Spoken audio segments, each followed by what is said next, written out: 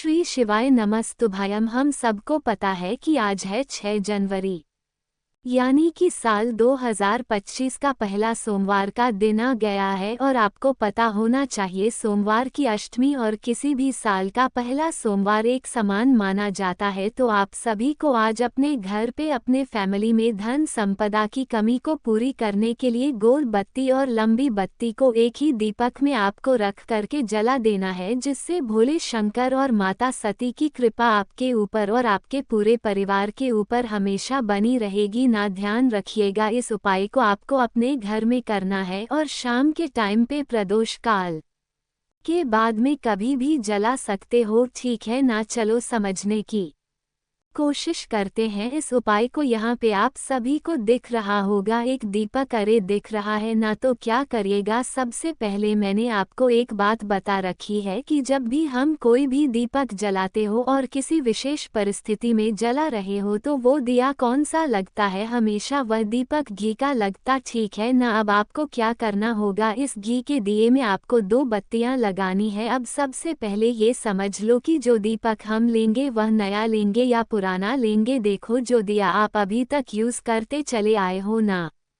महादेव के लिए आप उसी दीपक में इस्तेमाल कर सकते हो। लोग कहते हैं भैया हम बार बार अगर उसी दीपक में दीपक प्रज्वलित करते हैं तो कहीं वह दीपक झूठा तो नहीं हो जाता है मने, कहीं वहाँ कहीं झूठा तो नहीं हो जाता है। तो मैं आपको बता दूं कि अगर आप किसी और के दीपक में जलाओगे, चाहे वो तेल हो घी हो कैसा भी दीपक हो, तब वो झूठा माना जाएगा।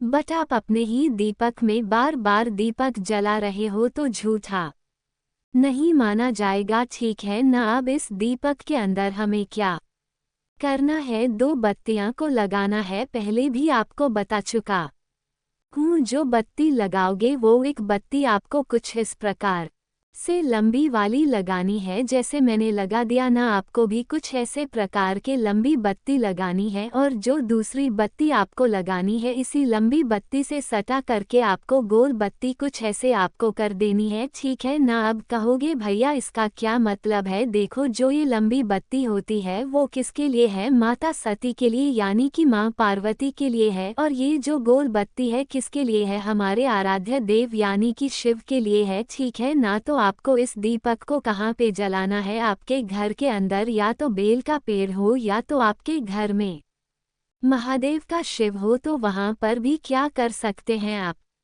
इस दीपक को जला सकते हैं। थोड़ा सा तरीका समझिए, जब आप इस दीपक को जलाओगे तो दीपक के नीचे कोशिश करिएगा चावल का दाना रखेंगे, चावल का दाना कहीं से खंडित ना हो, टूटा हुआ ना हो, ठीक है ना। अब इन दोनों दीपक को जलाना है। जब आप इस लंबी बत्ती के दीपक को जला रहे होगे तो कुंदकेश्वर महादेव के नाम से जलाएंगे। और जो ये गोल बत्ती वाला दिया है, जब आप इस दीपक को जलाओगे तो तुम रूकेश्वर महादेव, फिर से बोल रहा हूँ, बहुत ही ध्यान से समझेंगे। जो ये लंबी बत्ती का दिया है जब आप इसे जलाएंगे तो कुंदकेश्वर महादेव के नाम से, और ये जो गोल बत्ती का दिया है जब आप इसे जलाएंगे तो तुम रुकेश महादेव के नाम से जला देना। आपके घर की जो भी धन संबंधी कोई भी प्रॉब्लम्स होंगी वो सारी समस्या आपकी खत्म जरूर हो जाएगी। बस ध्यान रखिएगा, एक ही दीपक में आपको लंबी बत्ती भी रखनी है और गोल बत्ती से भी आपको दीपक जलाना होगा, ठीक है ना। समझ क्या मेरी बात। चलो अब हम लोग आगे बढ़ते हैं इस वीडियो के अपने दूसरे उपाय की तरफ, और यह उपाय बहुत फेमस है। अभी मैं ये उपाय आपको बताऊंगा ना तो आप कहोगे भाई यह उपाय तो हमने गुरुजी की कथाओं में पत्रों के माध्यम से बहुत बार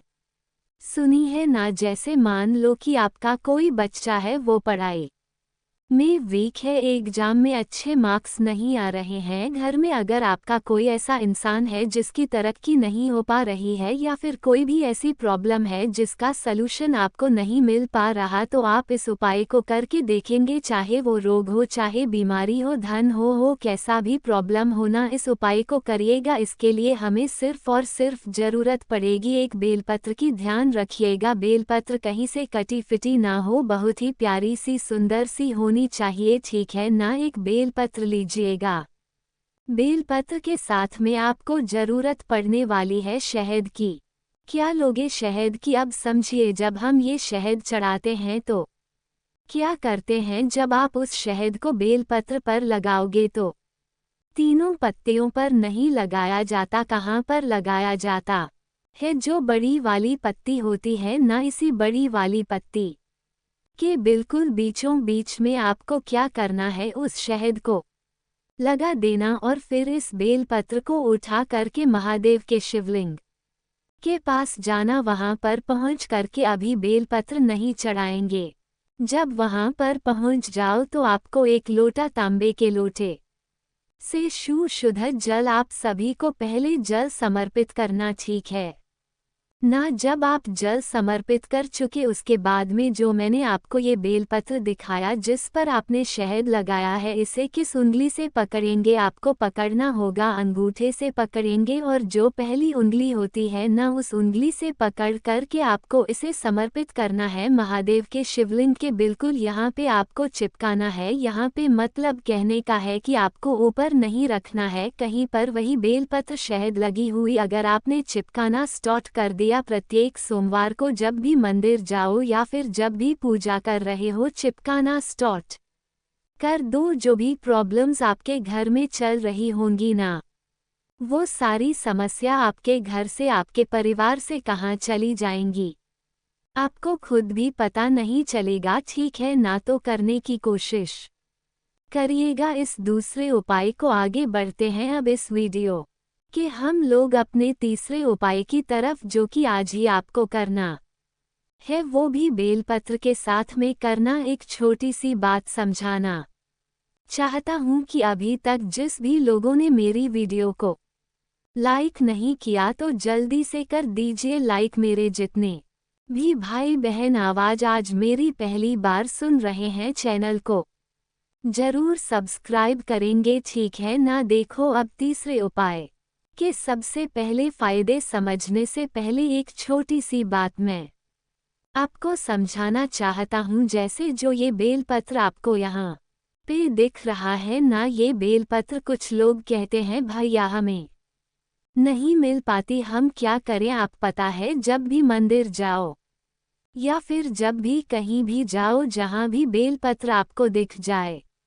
ना, वहाँ से ज़्यादा मात्रा में बेलपत्र ले आया करो, ठीक है ना? और उसे आप अपने घर की फ्रिज में रख दो, ठीक है ना? क्या कर दो? उससे अपने घर की फ्रिज में रख दो। ध्यान रखिएगा, खुला रख दोगे तो फ्रिज में भी रहेगा तो भी सूख जाएगा।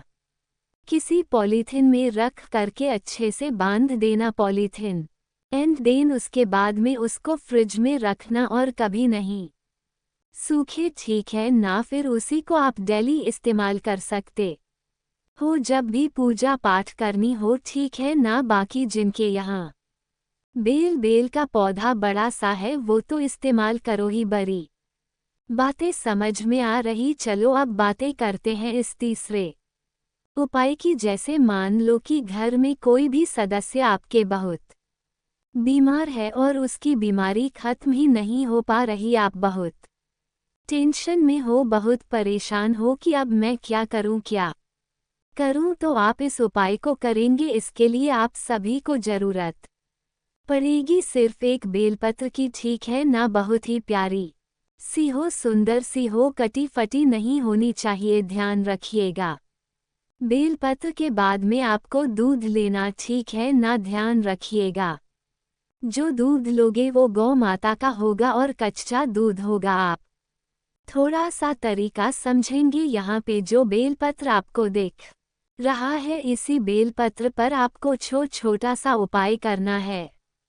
जो दूध मैंने आपको बताया वह दूध आपको इसी बेलपत्र के तीनों पत्तों पे आपको बेलपत्र पे लगाना है। जैसे मैंने लगा दिया दूध को ना, आप भी बहुत ज़्यादा दूध नहीं लेना, बस आपको इस उपाय के लिए मात्र 3 बूंद दूध की ज़रूरत पड़ेगी, ठीक है ना। उसको इस प्रकार से आपको बेलपत्र पे लगा देनी है। जो भी व्यक्ति घर में आपके बीमार पड़ा है, उस बीमार व्यक्ति के हाथों से एक बार इस बेलपत्र को स्पर्श करा देना, एक बार टच करा देना, ठीक है ना। और टच कराने के बाद में इस बेलपत्र को उठा करके तांबे के लोटे में जल को भर लेना और पहुंच जाना महादेव के शिवलिंग के पास में। सबसे पहला काम करेंगे, वहां पर पहुंच करके एक स्थान है महादेव के शिवलिंग के ऊपर, जिसे हम माता अशोक सुंदरी का स्थान बोलते हैं, मणिभद्र के नाम से। यहाँ पर मैं नाम भी लिख दे रहा हूँ, आप एक बार नोट कर लो किसके नाम से, मणिभद्र के नाम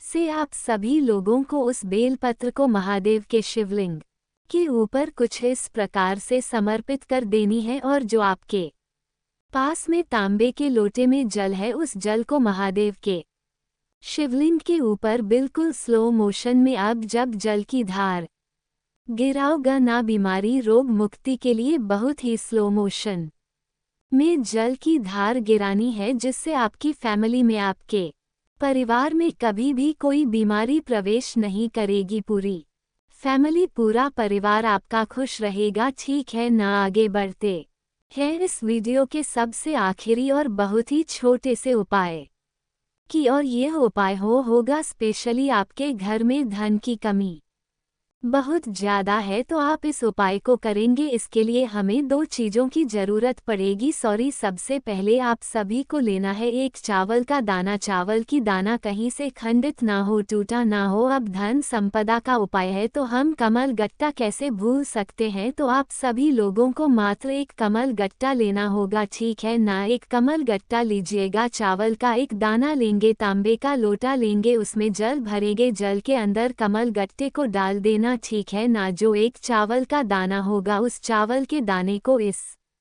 कलश को टच करना। कलश के अंदर जो जल है उस पर टच नहीं कराना है। उस चावल के दाने को मात्र कलश से टच कराकर के माता अशोक सुंदरी के स्थान पे रख करके, और जो कमल गट्टे वाला जल है वो महादेव के शिवलिंग के ऊपर अगर सोमवार के दिन शाम के टाइम पे प्रदोष काल में रिद्धि सिद्धि के नाम से चढ़ा दिया जाता है, तो आपके घर में कभी धन की कमी नहीं होती। हमेशा देव माँ लक्ष्मी की कृपा आपके ऊपर और आपके पूरे परिवार के ऊपर हमेशा बनी रहती है। मैंने कोशिश की आप सभी को हर एक चीज़ों को अच्छा समझाने की। बाकी वीडियो पसंद आई हो तो लाइक करिएगा। कुछ पूछना है, नहीं समझ में नीचे कमेंट सेक्शन में पूछें। और मेरे जितने भी भाई बहन आवाज़ आज मेरी पहली बार सुन रहे हैं, चैनल को जरूर सब्सक्राइब करेंगे। श्री शिवाय नमस्तुभ्यम। वीडियो को आप सभी अंत तक जरूर देखें। जय महाकाल।